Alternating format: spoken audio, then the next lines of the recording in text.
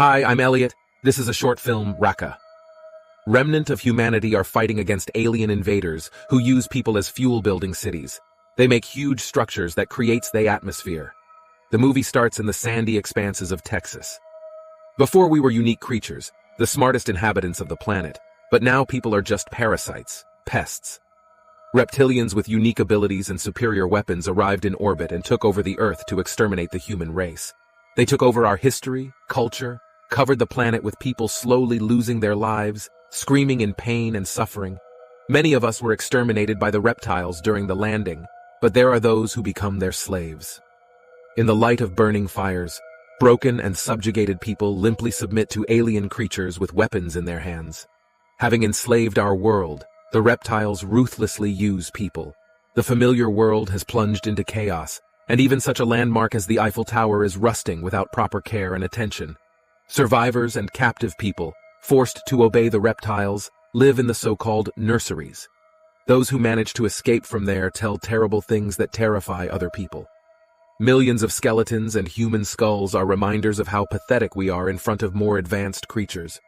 People who have visited the nursery compare it to hell, believing that even in a fiery dungeon it is not as scary as it is here. The reptilians use the captives, turning them into living incubators in order to continue to multiply and finally take over our world. Starting the colonization of the Earth, the reptiles realized that the atmosphere of the planet was unsuitable for their species. Instead of leaving it, the alien invasion began to destroy houses, erasing from the face of the Earth everything that humanity has achieved in its centuries-old history. Adjusting the planet to their needs, the reptilians began to build giant structures that create their atmosphere. They destroy vegetation, burn forests, and cities go underwater due to natural disasters caused by rising temperatures. Every day, it is getting harder and harder for surviving people to breathe, because the Earth is practically unsuitable for their existence, and the worst is yet to come. Possessing unique capabilities, reptiles not only exterminate all living things, but also subjugate people to themselves. They are able to control the cerebral and limbic systems, thanks to which they control rats, insects, and the human race, which still continues their miserable existence. Reptiles have already become the dominant species and have practically taken over the planet, but there are still rebels in the world trying to put up a worthy resistance to the enemy. Showing the genius of engineering, people have developed devices that can prevent reptiles from affecting the cerebral system. The brain barrier allows to maintain control over thoughts, but there are not enough devices for everyone, and a need to use them wisely. Alien invaders know about all this, but they are not afraid of the enemy, because they are sure that very soon they will finally subjugate the planet to themselves, becoming the dominant and only species living on Earth. A group of rebels under the command of Jasper are the only ones who still continue to resist the aliens. Hiding underground, people learned to survive, get food and water. Gathering their courage, everyone is working to repulse the enemy. Even children do not sit idle, helping soldiers load cartridges into clips and hoping that one day they will be able to return to normal life. Carefully planning each sortie, the soldiers go to the next skirmish with the enemy.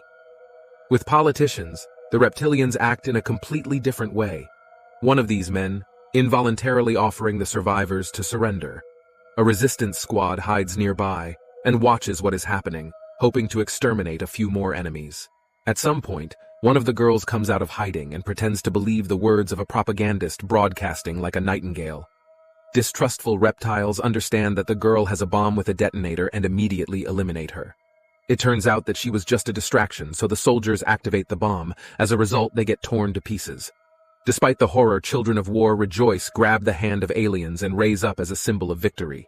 Small victories give a ray of hope, and it seems that not everything is so bad. But the reptiles avenge their own, and having tracked down a car convoy, attack. One of the wounded soldiers miraculously survives the explosion and performs from the car.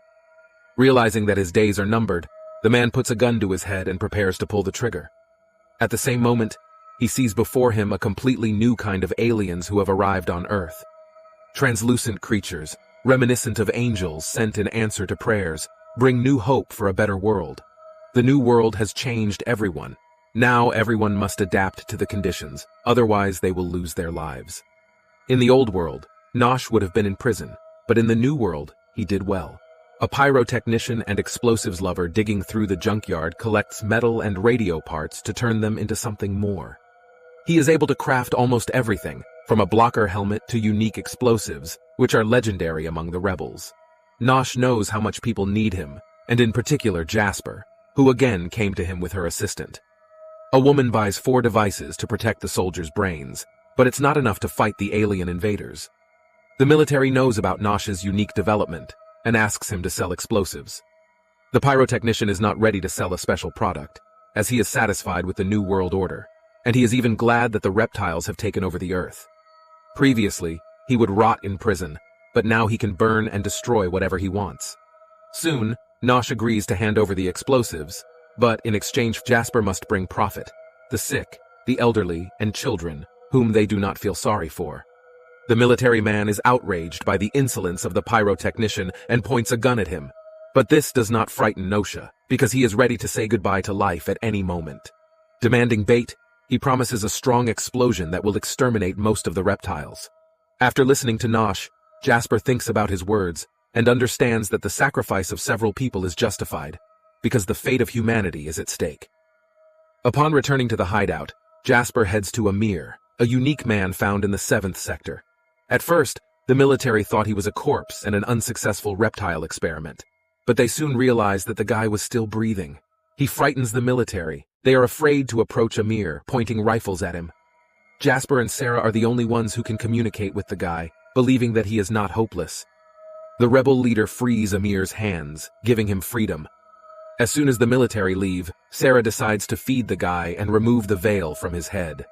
Now she sees that alien mechanisms and reptilian technology are integrated into the flesh of Amir, and believes that this will help people win the war. While the soldiers are training to shoot their rifles, Amir, sitting by the fire, sees pictures of the future, trying to put them together. Since the beginning of the war, Sarah has lost a child, and believes that the surviving captives have a predisposition, unique abilities that can change the course of events. Realizing that Amir sees the future, Sarah asks him to tell him about him.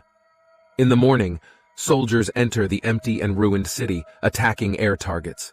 At some point, they manage to hit one of the aircraft, and the observer reports the crash of the aircraft. A group of rebels hurriedly head there, checking their equipment, helmets, and weapons. Jasper reminds that devices on the head cannot be removed, and even more so, it is forbidden to look into the eyes of reptiles. Upon arriving at the crash site, a group of military men spot an alien monster fleeing and stuff it with lead. An injured reptile screams in pain and tries to escape by hiding behind any available cover. Meanwhile, Amir is increasingly immersed in images of the future and sees how people are burning, and the reptiles are stacking their skulls in a place where there are millions of bones of those who could not resist the alien invasion. His eyes fill with proteins, as a result of which Amir becomes a kind of seer of the new time.